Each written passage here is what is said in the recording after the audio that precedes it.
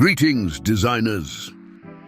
In this part, I'd like to introduce you to more websites of furniture companies where you can access their 3D models for free. Just a reminder, these are presented in no particular order, so if you haven't seen the first part, make sure to check that out too. If you want to see more videos like this, don't forget to like and subscribe. Let's get started. Number 3, Vitra.com.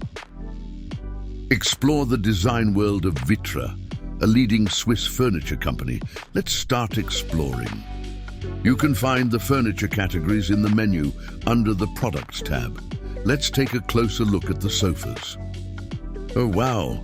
Take a look at these elegant sofas. Let's quickly browse through them. Which one to pick? How about this one, Polder Compact? It appears to be a Dutch term. Happy me, I have a search engine in my brain. Let's check the meaning. It says, the term polder compact typically refers to reclaimed land or areas created by draining water and cultivating the land for various purposes. Thank you, you stupid search engine. I have no idea how that relates to the sofa. Oh wow, check out this 3D preview. I love them.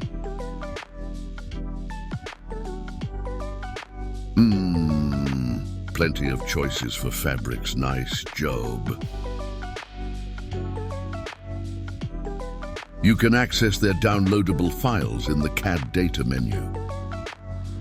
Quite a few different formats are available here.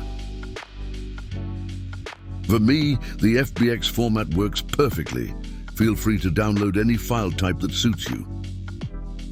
Okay, done. Let me quickly extract the file and import it into Rhino.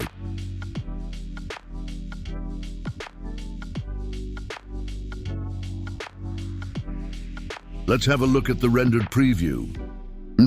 Boom! Nice job.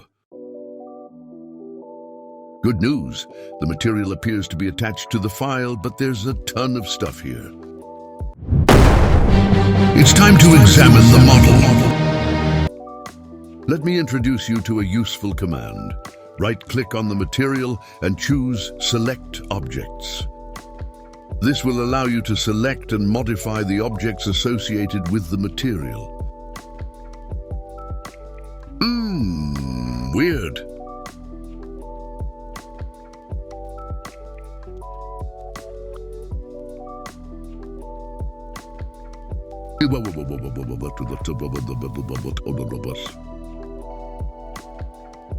I have to check the website again.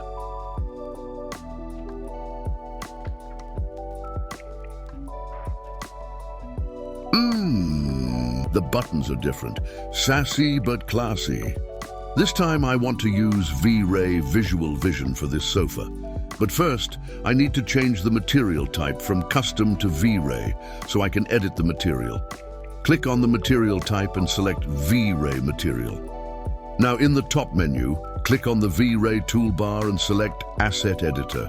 Choose the material you want to modify and click this small arrow icon. You'll now have access to all the material properties. I'll show you how easily you can modify and adjust your textures. First, expand the bump option and click on the square icon. It will display a list of default materials. In this case, I'll choose cloth. You'll notice it shows a black and white map of cloth weaves. No need to adjust the texture mapping parameters. Click on this backward arrow icon to apply the bump texture to our main material. As you've seen in earlier videos, I'll just set the mapping in Rhino settings when specific objects are selected. But first, let me check this default value, which is 1. We will come back to choose a proper value for it later. Click on this icon to start Vray Vision.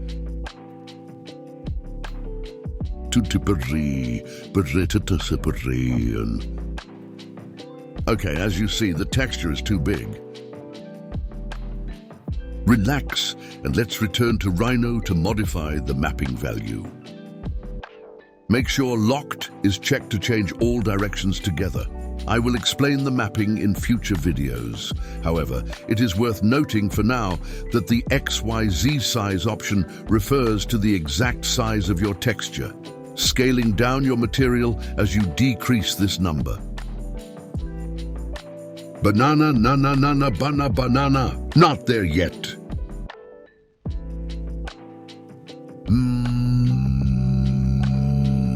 What should we choose? Let's try 0.1 this time. Yippee-shippee. Much better.